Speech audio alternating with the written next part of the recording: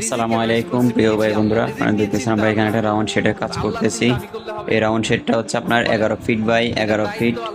আপনার মাঝখানে 4 ভাগ করা হয়েছে, আর 4 ভাগ করার পরে আমরা এটা লাগাবো আপনার ডাবল হাইটের উপরে, যেটা 20 ফিট উপরে ডুপ্লেক্স সিস্টেম চারপাশে রাউন্ড করা হয়েছে।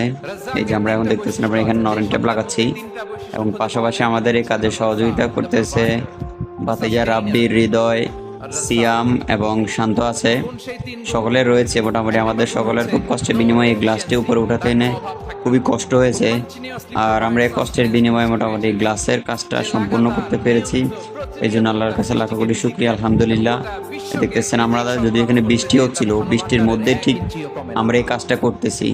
আসলে কাজটি করতে আমাদের খুবই কষ্ট হয়েছে, বৃষ্টির মধ্যে বারবার গ্লাস ভিজে যাচ্ছিল, সেই কারণে আমরা গ্লাসটি আপনার নিজেদের জামা পর্যন্ত খুলে তারপরে পরিষ্কার করতে হইতেছে, এমন অবস্থা হয়েছে।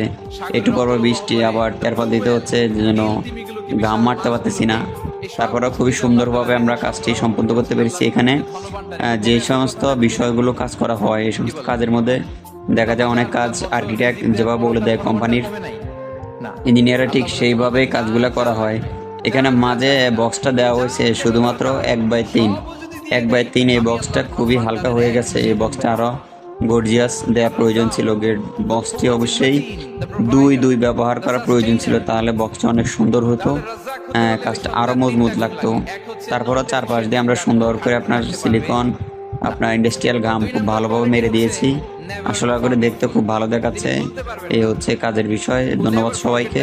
আসসালামু আলাইকুম। তার সৃষ্টির কোথায় কার কখন কোনটা লাগে এটা ভুলে গেলে চলবে না।